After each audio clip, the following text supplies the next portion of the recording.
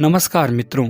सन 1500 से 1600 भारत का वह दौर जब भारत के कच्चे घरों में दिया और लालटेन की हल्की रोशनी हुआ करती थी। हाँ, जरूर उस जमाने में बदन पर कपड़े फटे पुराने होते थे, मगर हर सुबह चेहरों पर एक अलग ही मुस्कान हुआ करती थी। ये वो दौर था जब देश में दिल्ली सल्तनत बिखर चुकी थी और मुगल तथा मराठा साम्राज्यों का उदय हो रहा था। ये वो दौर था जब हमारे भारत को सोने की चिड़िया कहा जाता था और इसी दौर में अंग्रेज और पुर्तगालियों की नज़र हमारे महान हिंदुस्तान पर पड़ चुकी थी। चलिए, जो हो गया सो हो गया, मगर इतिहास की कुछ तस्वीरों को देखना कि हमारे पूर्वज कैसे रहते थे, कैसे राजा महाराजाओं का अत्याचार सहते थे, हमें जरूरी है। तो आज हम यही सब बताने की कोशिश करेंगे कुछ तस्वीरों के साथ। ये तस्वीरें हमारे प्रकाशित अतीत के उस हिस्से को दिखाएंगी जब उस हिस्से का प्रकाश हमेशा हमेशा के लिए अंधेरे में बदलने वाला था। तो चलिए यात्रा शुरू करते हैं। तो दोस्तों, सन 1500 में भारत एक विविध सांस्कृतिक रूप से समृद्ध और राजनीतिक रूप से बटा हुआ क्षेत्र था। उस समय भारत एक देश नहीं बल्कि छोटे बड़े राजाओं और साम्राज्यों में फैला हुआ था। उस समय भी भारत में हिंदू, मुस्लिम, जैन, बौद्ध और सिख धर्म बड़े ही आराम से फल फूल रहे थे। उस दौर में जनगणना जैसी कोई आधिकारिक सुविधा उपलब्ध नहीं थी, जिस वजह से आबादी के सटीक आंकड़ों को बताना कठिन है। मगर कुछ इतिहासकारों के मुताबिक उस समय भारत की आबादी 10 से 12 करोड़ रही होगी, जिसमें 70 से 75% लोग हिंदू थे और 20 से 25% लोग मुस्लिम धर्म को मानने वाले थे। मुस्लिम आबादी मुख्यतः उत्तर भारत, दिल्ली, पंजाब, बंगाल इन क्षेत्रों में केंद्रित थी। भारत उस समय सांस्कृतिक रूप से बेहद समृद्ध था। यह भक्ति आंदोलन और सूफी परंपराओं का युग था। संत कबीर, मीराबाई और गुरु नानक जैसे संत लोगों को एकता और प्रेम का संदेश दे रहे थे। भारत की अर्थव्यवस्था उस दौर में एक मजबूत अर्थव्यवस्था थी। भारत अपने कपड़े, मसालों और आभूषणों के लिए दुनिया भर में मशहूर था। ये वही युग था जब 1498 में वास्को डी गामा हिंदुस्तान पहुंचकर यूरोप के व्यापारियों को भारत की धरती तक लाया और लोग भारत को सोने की चिड़िया कहने लगे, जो सही भी था।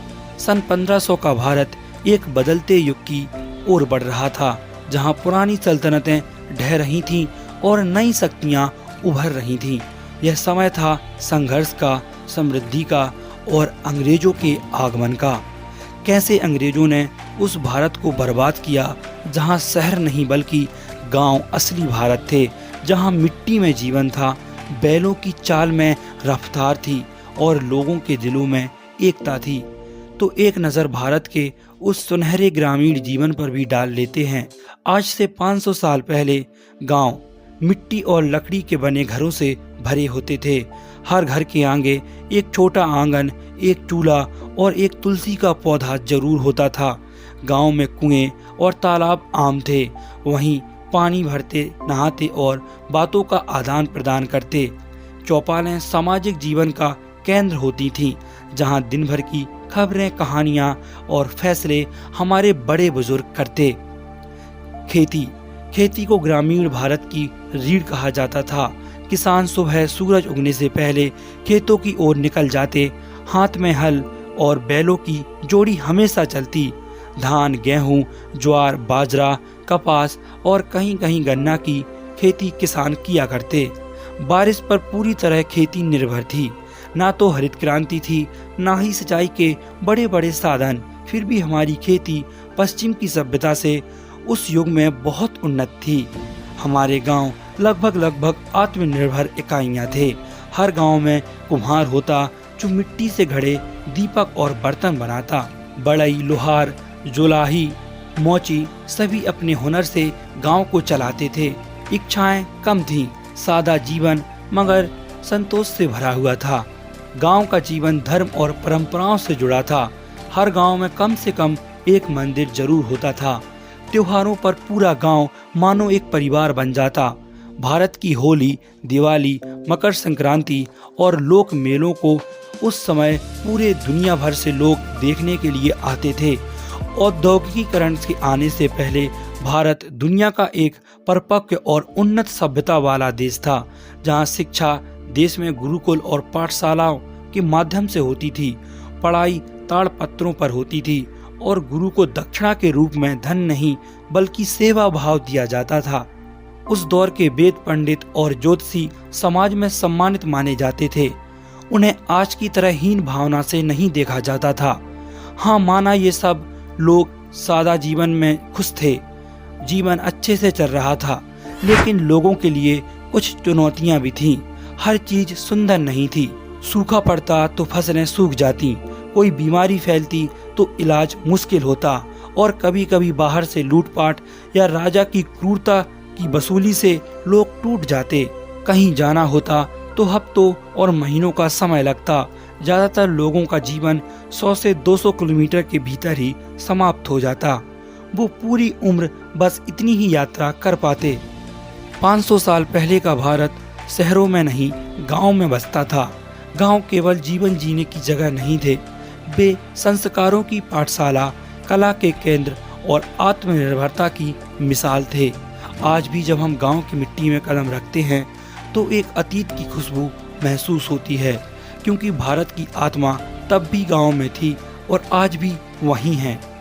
दोस्तों, हिंदुस्तान में सब कुछ सही चल रहा था, मगर सन 1707 में औरंगजेब की मौत के बाद मुगल साम्राज्य बिखरने लगा और छोटे छोटे राजा आपस में लड़ने लगे।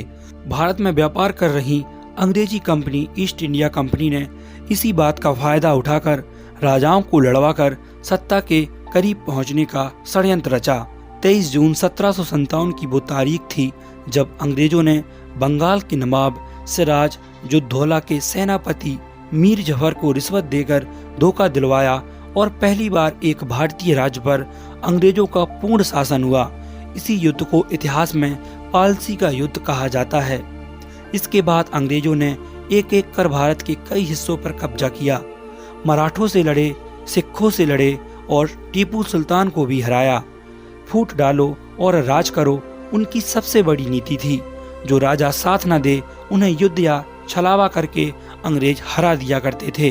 अंग्रेजों ने भारतीय लोगों पर खूब अत्याचार किए। उनके काले कारनामों को सुनकर आपका दिल दहल जाएगा।